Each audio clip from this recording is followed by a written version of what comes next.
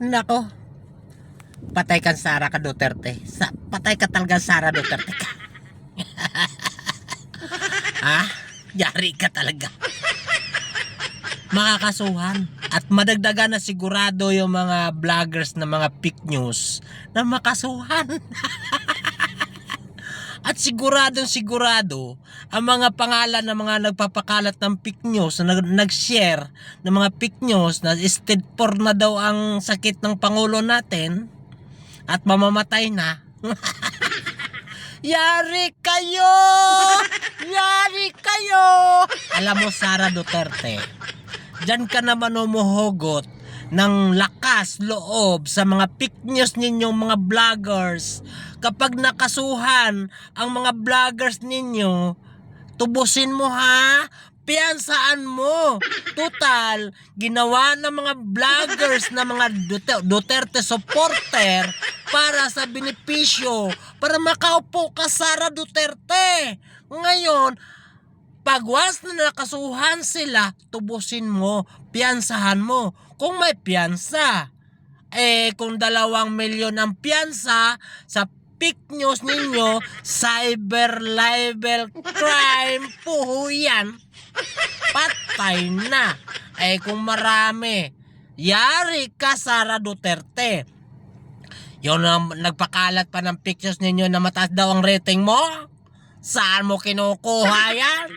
Lahat ng mga fake news tapos nag-share, binagayabang, tapos pinapatay nyo ang presidente.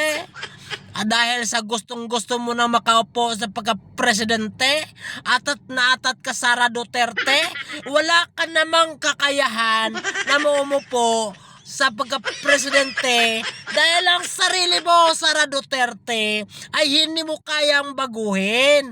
Sa iyong kabastusan at kawalang mudo at kabubuhan mo ay naku po, wala kayong kabilang bilang. Baguhin mo muna ang sarili mo at harapin mo muna ang kaso mo. Ha? Yung confidential fund, yung sa DepEd, yung sa pagbabanta sa Pangulo natin at iba-iba pa. Harapin mo muna bago ka mangarap na maging presidente. Ngayon naman kayo, mga vloggers kayo, sa inyo na naman ito. Dahil sa inyo, sa pagpakalat ng kapitnyusan ninyo, ano naman ang mangyari sa buhay ninyo? Diba? Akala siguro ninyo makalusot kayo. Nandyan ang pangalan ninyo sa mga folder na mga kakasuhan. Baka akala ninyo okay pa ang buhay ninyo ngayon. Ha? Baka kayo nandoon na naman kayo paiyak-iyak habang nakapusas. Manghingi kayo ng sore. Ha? Pero nakasira na kayo sa paninira ninyo, nakakasira na kayo ng dignidad ng ating Pangulo. Nakasira na kayo ng dignidad ng taong na sinisiraan ninyo.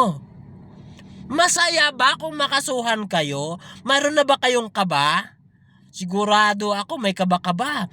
At ito naman si Sara, humuhugot naman ng lakas ng loob na kuno marami daw kayo. Saan kayo kumuha ng ganon? Sino susuporta ng mga taong mga bubo? Ang mga sumusuporta sa mga bubong mga politiko, bobo rin lalo. Yari na.